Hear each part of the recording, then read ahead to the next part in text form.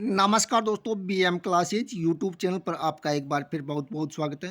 और दोस्तों आज हम पढ़ने वाले हैं क्वेश्चन नंबर 58 से 62 तक। और दोस्तों ये जो हमारी सीरीज चल रही है 2022 के सेकंड ग्रेड एग्जाम में पूछे गए क्वेश्चनों को डिटेल में पढ़ रहे हैं।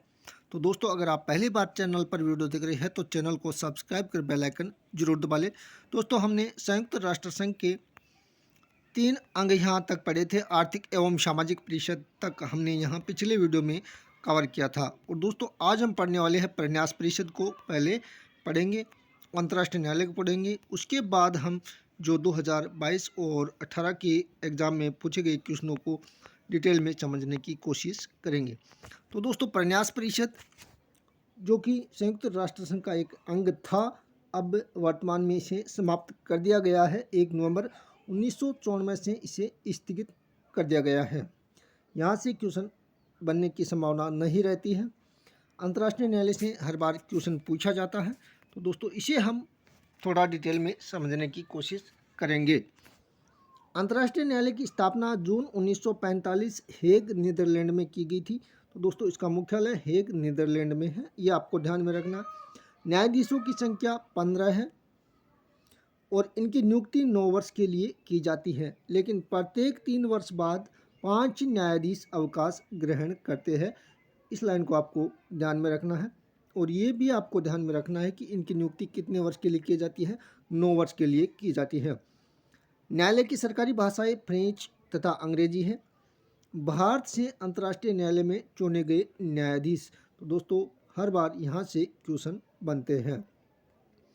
अब हम थोड़ा इसे डिटेल में देखते हैं। BN राव जो कि अंतर्राष्ट्रीय न्यायालय में न्यायाधीश बनने वाले पहले भारतीय थे। तो दोस्तों इसे आपको ध्यान में रखना है। BN राव अंतर्राष्ट्रीय न्यायालय में न्यायाधीश बनने वाले पहले भारतीय थे। और नागेंद्र सिंह जो कि अंतर्राष्ट्रीय न्यायालय में पहले भारतीय मुख्य न्यायाधीश बने थे। ये आपको ध्यान में रखना है, दोनों को ही। नागेंद्र सिंह डूंगरपुर के थे। और आगे हम बात करें RS पाठक, ये भी अंतर्राष्ट्रीय न्यायालय में न्यायाधीश रह चुके हैं। और दलबीर भंडारी जो कि वर्तमान में अंतर्राष्ट्रीय न्यायालय में न्यायाधीश है, इनका ये दूसरा कार्यकाल है। पहला कार्यकाल 2012 से 2018 तक था और दूसरा कार्यकाल 2018 से 2027 तक ये पुनः नियुक्त किए गए हैं। दोस्तों आगे हम बात करते हैं सचिवालय की। सचिवालय के प्रमुख को महासचिव कहा जाता है और इनकी नियुक्ति महासभा के द्वारा सुरक्षा परिषद की सिफारिश पर 5 वर्ष की अवधि के लिए की जाती है। तो दोस्तों महासचिव का कार्यकाल 5 वर्ष का होता है, ये आपको ध्यान में रखना है। आगे हम बात करें 2018 के एग्जाम में पूछा गया क्वेश्चन है, पहले इसे समझेंगे, उसके बाद ये 2022 वाला क्वेश्चन समझेंगे। निम्नांकित में से किस संयुक्त राष्ट्र महासचिव को नोबेल शांति पुरस्कार से सम्मानित किया गया था? तो दोस्तों इसका सही आंसर होगा कोफी अन्नान। और अगला जो क्वेश्चन है, ये क्वेश्चन यहाँ पर 2018 के एग्जाम में पूछा गया था और इसी क्वेश्चन को 2022 के एग्जाम में रिपीट किया गया है। इसे आप देखिए। निम्नलिखित कथनों को ध्यान से पढ़ना है। कथन 1, शरणार्थियों के लिए संयुक्त राष्ट्र उच्चायुक्त को 1954 और 1981 दोनों में प्रतिष्ठित नोबेल शांति पुरस्कार मिला था। कथन 2, दो महासचिव कोफी अन्नान और डेग हैमरशोल्ड को उनके काम के लिए नॉर्वे की नोबेल समिति द्वारा सम्मानित किया गया था। कथन 3, नोबेल शांति पुरस्कार 2020 संयुक्त राष्ट्र विश्व खाद्य कार्यक्रम को प्रदान किया गया था। तो दोस्तों ये सभी कथन क्या है, सही है, आपको ये ध्यान में रखना है। तो दोस्तों आप यहाँ पर देख सकते हो, यहाँ पर ये कोफी अन्नान के बारे में 2018 के एग्जाम में पूछा गया था, नोबेल शांति पुरस्कार। और यहाँ पर ये कोफी अन्नान और हैमरशोल्ड दोनों के लिए पूछा गया क्वेश्चन है 2022 और 2018 में। तो दोस्तों यहाँ से क्वेश्चन बनने की संभावना रहती है। अब हम संयुक्त राष्ट्र के महासचिव को डिटेल में समझेंगे कि कौन कौन इसके महासचिव बने थे। तो दोस्तों सबसे पहले ट्रिगवेली बने थे जो कि नॉर्वे के थे, ये आपको ध्यान में रखना है। कई बार इस प्रकार का क्वेश्चन पूछा जाता है कि संयुक्त राष्ट्र के महासचिव ट्रिगवेली कहाँ के थे। तो दोस्तों ये नॉर्वे के थे। ये 1946 से 52 तक महासचिव के पद पर रहे थे और नवंबर 1952 में स्वयं ने पद से त्यागपत्र दे दिया था। तो इन्होंने स्वयं पद से इस्तीफा दिया था, ये आपको ध्यान में रखना है। आगे हम बात करें हैमरसोल्ड की, तो दोस्तों हैमरसोल्ड जो कि स्वीडन के थे, इन्होंने 1953 से सितंबर 1961 तक पद पर कार्य किया था। लेकिन सितंबर 1961 में अमेरिका में हवाई दुर्घटना में इनकी क्या हो जाती है, मृत्यु हो जाती है। तो ये आपको ध्यान में रखना है। और इनको मरणोपरांत नोबेल शांति पुरस्कार दिया गया था, लेकिन कोफी अन्नान को 2001 में नोबेल पुरस्कार मिला था। लेकिन हैमरसोल्ड को क्या है, मरणोपरांत पुरस्कार मिला था। और इनके हवाई दुर्घटना में सितंबर 1961 में मृत्यु हो जाती है। आगे हम बात करें यूथांट की, जो कि म्यांमार के थे। नवंबर 1961 से दिसंबर 1971 का इनका कार्यकाल था। नवंबर 1961 में कार्यवाहक महासचिव थे, इस बात को ध्यान में रखना है। और 1962 में ये महासचिव बने थे। आगे हम बात करें तो दोस्तों यहाँ से क्वेश्चन बनने की संभावना नहीं है, फिर भी आपको ये ध्यान में रखना है कि ये महासचिव थे। कूट वालिदिहिम जो कि ऑस्ट्रिया के थे। जेवियर पेरेज द कुयर पेरू के 1982 से 91 में ये महासचिव थे। बुर्तस बुर्तस गाली मिस्र के 1992 से 1996 तक। आगे हम बात करें कोफी अन्नान, ये घाना के थे। 1997 से 2006 तक महासचिव बने थे। और 2001 में इसे नोबेल का शांति पुरस्कार मिला था, ये आपको ध्यान में रखना है।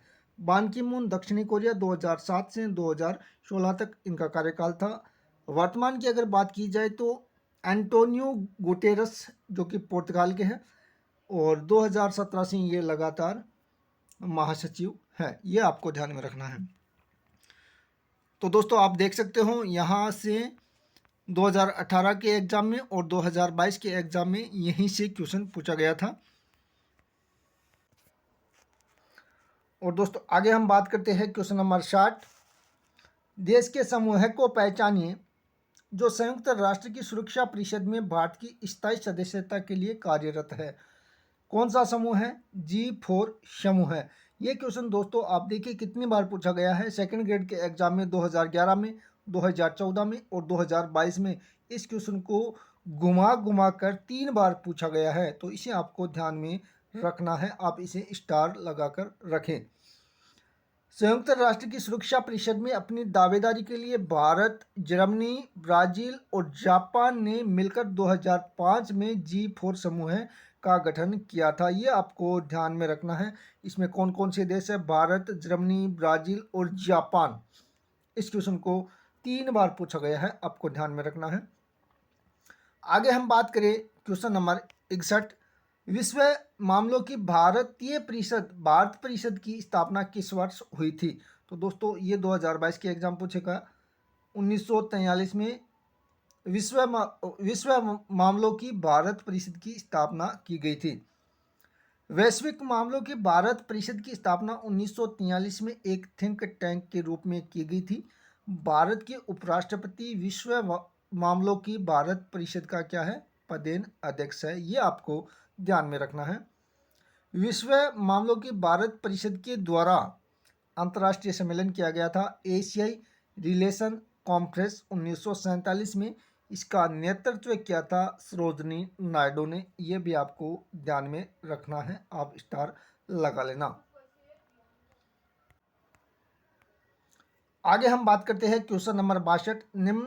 निम्नलिखित में से कौन न्यूट्रल नेशंस रिपेट्रिएशन कमीशन का अध्यक्ष था जिसने कोरिया युद्ध में दोनों पक्षों के 20,000 से अधिक युद्ध बंदियों की नियति का फैसला किया था? 2022 के एग्जाम में पूछा गया क्वेश्चन है। तो दोस्तों इसका सही आंसर होगा के.एस. थिमैया। के.एस. थिमैया ने 20,000 से अधिक युद्ध बंदियों की नियति का फैसला किया था, जो कि न्यूट्रल नेशंस रिपेट्रिएशन कमीशन का अध्यक्ष था। आगे हम बात करें जो कुछ अन्य महत्वपूर्ण है। गौतम काजी पहले भारतीय जिन्हें विश्व बैंक का प्रबंध निदेशक नियुक्त किया गया, ये आपको ध्यान में रखना है। सर ए रामास्वामी मुदालियर आर्थिक एवं सामाजिक परिषद के पहले अध्यक्ष चुने गए थे। और आगे हम बात करें संयुक्त राष्ट्र में हिंदी में पहला भाषण अटल बिहारी वाजपेयी ने दिया था 1977 में, जो उस समय विदेश मंत्री थे। और ये क्वेश्चन दोस्तों पूछा गया क्वेश्चन है, आपको ध्यान में रखना है। धन्यवाद दोस्तों। आज हमने भारत एवं यूएनओ से संबंधित क्वेश्चन पढ़े हैं, जिसमें अंतर्राष्ट्रीय न्यायालय, सचिवालय और पिछले वीडियो में हमने 57 क्वेश्चन पढ़े थे। तो दोस्तों, अगर हमारा वीडियो अच्छा लगा तो चैनल को सब्सक्राइब कर बेल आइकन जरूर दबाएं दोस्तों, क्योंकि हम वही चीज़ पढ़ रहे हैं जहां से हर बार क्वेश्चन पूछे जाने की पूरी संभावना रहती है। धन्यवाद दोस्तों।